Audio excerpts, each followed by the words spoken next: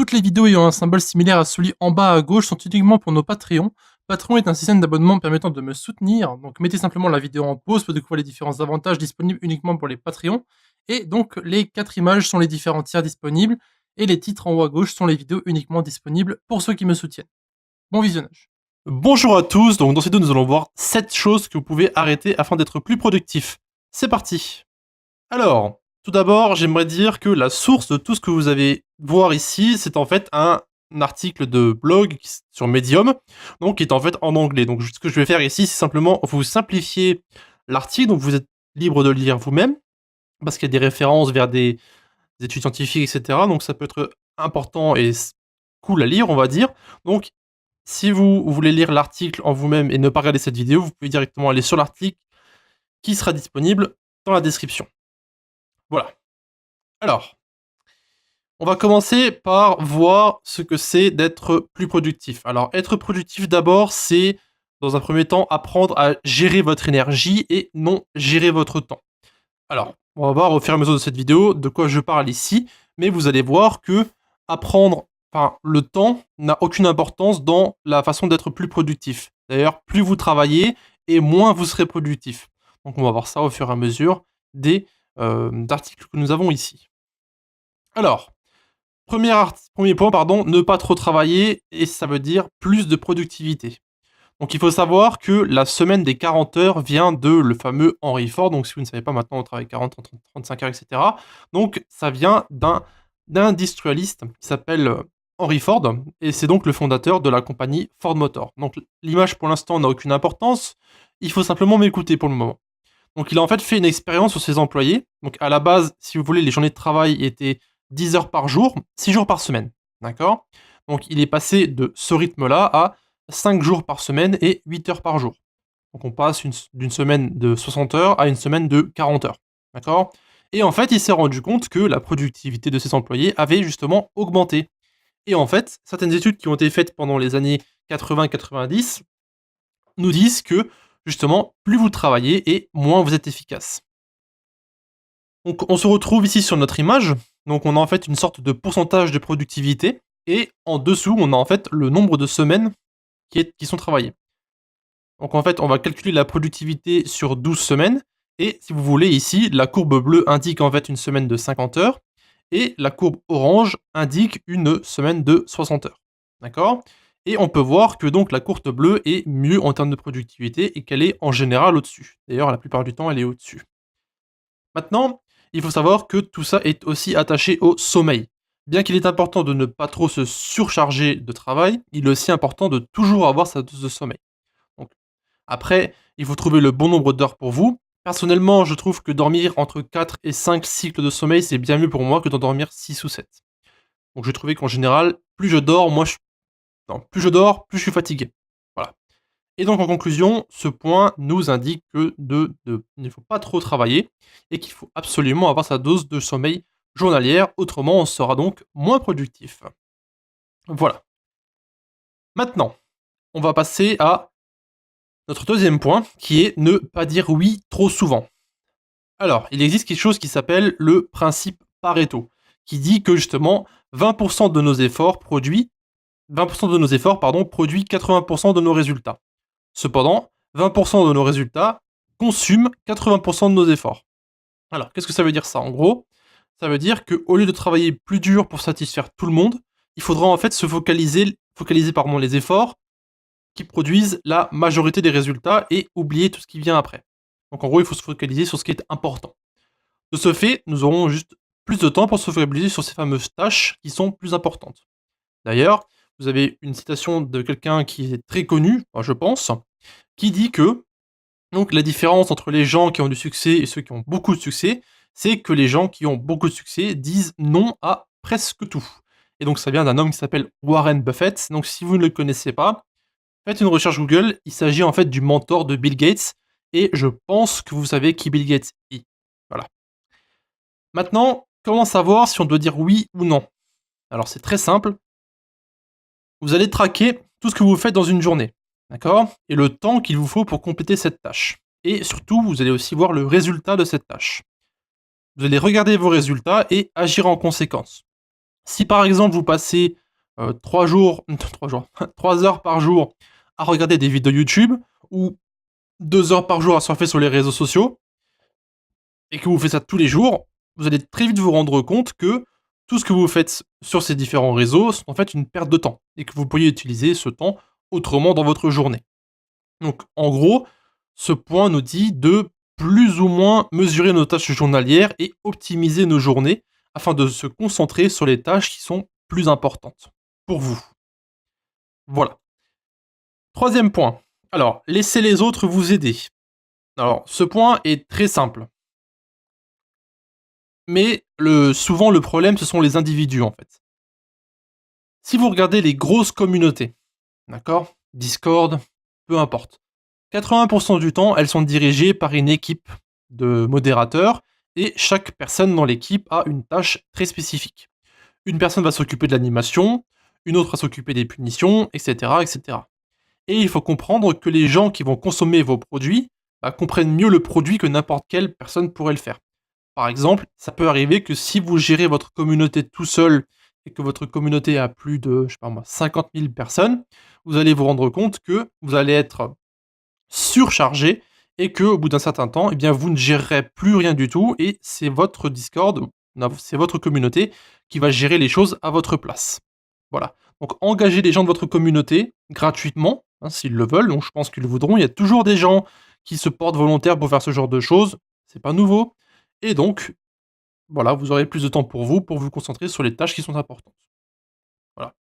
Donc vis-à-vis de ça, il est donc important de réaliser qu'il est possible d'avoir de l'aide quand on en a besoin et qu'il n'est pas possible de tout faire soi-même. Donc gérer une communauté de 50 000 personnes tout seul, c'est impossible. Voilà, je vous le dis simplement.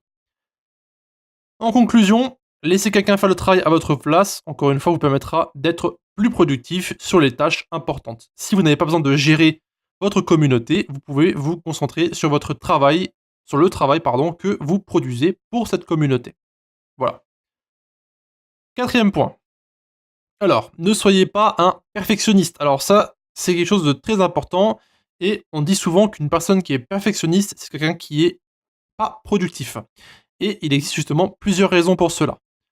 Premièrement, les gens qui sont perfectionnistes vont passer plus de temps que nécessaire sur une seule tâche. C'est bien connu, voilà. Deuxièmement, les perfectionnistes vont procrastiner, donc ils vont rien faire en fait pour attendre justement le bon moment pour accomplir une tâche, pardon. Donc sachez que si c'est le bon moment en général, c'est trop tard. Et enfin, il faut absolument pas se focaliser sur les petits détails pour ne pas louper ce qui est important. Donc, encore une fois, passer trop de temps sur une tâche ou se focaliser trop sur les petits détails qui n'ont aucune importance, attendre le bon moment, c'est quelque chose qui n'est pas bon. Et donc, sachez juste que le bon moment pour commencer quelque chose, eh bien, c'est maintenant. Voilà, pas besoin d'attendre une semaine ou par exemple de commencer à faire du sport, on se dit allez, on fait n'importe quoi cette semaine et à partir de lundi, c'est bon, on arrête. Voilà, donc si vous voulez commencer quelque chose, faites-le maintenant. Autrement, vous allez perdre du temps justement. Donc si vous êtes mardi, vous attendez lundi prochain pour commencer quelque chose, vous perdez une semaine pour rien. On est d'accord. Cinquième point, arrêtez de répéter et automatiser vos tâches. Maintenant, ce point est aussi très important. Il faut toujours trouver de nouvelles façons d'automatiser votre travail. Je vais prendre un exemple très simple, qui est moi, mais il fut un temps où faire une vidéo ou plusieurs vidéos me prenait beaucoup de temps. Donc il fallait faire le script, il fallait enregistrer, éditer, poster. En gros, en fonction du temps de la vidéo, tout ça pouvait me prendre beaucoup de temps. Maintenant, tout ça me prend nettement moins de temps et c'est incroyable. C'est pour ça que je peux passer de 1 à 5 vidéos par jour. C'est parce que j'ai beaucoup de temps pour, j'ai beaucoup automatisé mon travail et du coup, ça me permet de gagner beaucoup de temps. Donc, maintenant, mon script en général est très court parce que je me base sur du code et sur des notes. Donc j'ai l'air moins robot et je gagne du temps, on va dire en général, pour écrire le script, etc. Pour l'enregistrement, à l'époque, j'utilisais 2 logiciels, un pour l'écran et un pour le son. Maintenant, j'utilise un seul logiciel pour les deux. Donc ça me fait gagner du temps parce que je dois pas m'embêter à tout synchroniser à chaque fois. Donc, gain de temps encore une fois. Pour éditer, c'est la même chose.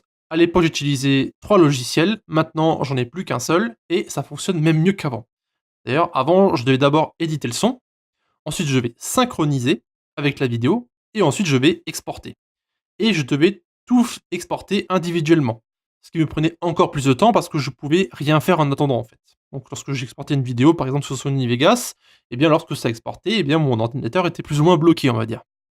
Maintenant, j'importe le son, je fais mes modifs et j'exporte toutes mes vidéos la nuit pendant que je dors. Donc je n'exporte rien pendant la journée, j'exporte tout la nuit. Et en plus, pour ce qui est de poster, c'est pareil. À l'époque, je devais attendre que tout soit exporté pour pouvoir poster. Mais maintenant, lorsque le travail se fait la nuit, tout est automatiquement envoyé vers YouTube ou alors vers une plateforme que j'utilise, comme par exemple Udemy ou Simplify, des choses comme ça. Tout se fait automatiquement la nuit. L'export des vidéos et l'import des vidéos sur la plateforme que j'utilise. Voilà. Donc en gros, tout se fait pendant que je dors, donc encore une fois, plus de productivité pour moi. Autrement dit, le matin, quand je me réveille, l'édition des vidéos est terminée, les vidéos sont déjà sur YouTube, et il me reste plus qu'à faire des copier-coller de description, donc qui sont encore une fois optimisés avec des templates que j'utilise avec TubBuddy, etc. Et tout est plus ou moins prêt, donc en gros, bien, tout ce qui est édition et import vidéo, bah, ça me prend entre 5 et 10 minutes par jour, pas plus que ça. En gros, ce que vous devez retenir pour cette histoire, c'est que le temps, c'est de l'argent. On doit peut-être pas le répéter assez. Dites-vous que tout faire manuellement n'est pas nécessairement une bonne chose. D'ailleurs, c'est rarement le cas. Certes, c'est bien parce qu'on n'a pas besoin de réfléchir à comment faire pour automatiser la chose, mais si vous ne trouvez pas de solution, en conclusion, dites-vous simplement que payer un expert pour le faire à votre place, c'est toujours mieux que de le faire vous-même manuellement. Voilà. Ensuite, prochain point, alors le point numéro 6. Arrêtez de deviner et utiliser des données. Sachez simplement que si vous êtes capable d'optimiser un site web pour le SEO, vous êtes capable d'optimiser votre vie pour atteindre votre potentiel maximum. Donc, au lieu de deviner la meilleure façon de faire, cherchez des données sur Internet. Nous avons accès à un nombre incroyable de données et la plupart des gens veulent chercher la solution par eux-mêmes. Ce qui est assez délirant d'ailleurs. Si vous désirez des données, c'est simple, cherchez sur Internet, sur Google, mais vous pouvez aussi vous abonner à des influenceurs sur YouTube, etc., des articles de blog, blablabla, tout ça. Donc tous ces gens font les recherches à votre place. Et après, bien sûr, c'est à vous de voir si les informations sont bonnes ou pas. D'ailleurs, voici des exemples de personnes que je connais et qui sont très compétents dans leur domaine. Donc, vous avez Thomas Frank et Study with Jess. Bien sûr, c'est en anglais. Après, c'est à vous de trouver. Moi, en général, quand je fais mes recherches, je ne cherche pas en français. Parce que je sais que la plupart des données sont trouvables en anglais et sont en général meilleures. Et donc, en conclusion, arrêtez de deviner et utilisez des données que vous avez à portée de main sur Internet. Tout simplement. Et enfin, prenez une pause et ne faites rien. Alors ça, je le fais de temps en temps. Ça m'arrive de faire des pauses toutes les heures, toutes les 2 heures. Sachez que lorsque vous êtes trop concentré sur quelque chose, cela peut être contre-productif. Lorsqu'on veut absolument terminer quelque chose, on finit par se bloquer dans une sorte de boîte et la solution semble en fait impossible à trouver.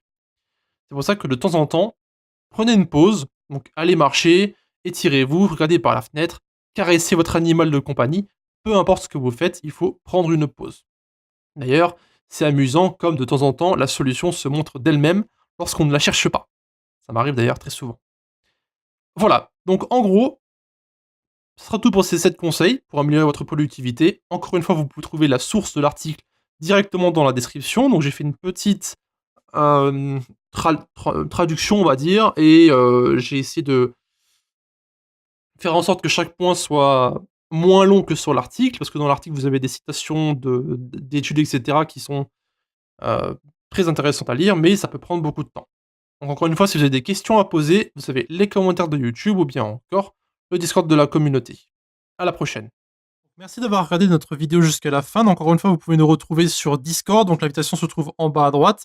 Et aussi, un grand merci à nos Patreons qui nous suivent pour le moment. Donc, qui se trouvent en bas à gauche. Si vous désirez avoir plus d'informations sur Patreon, allez simplement dans la description et retrouvez-nous directement sur le site.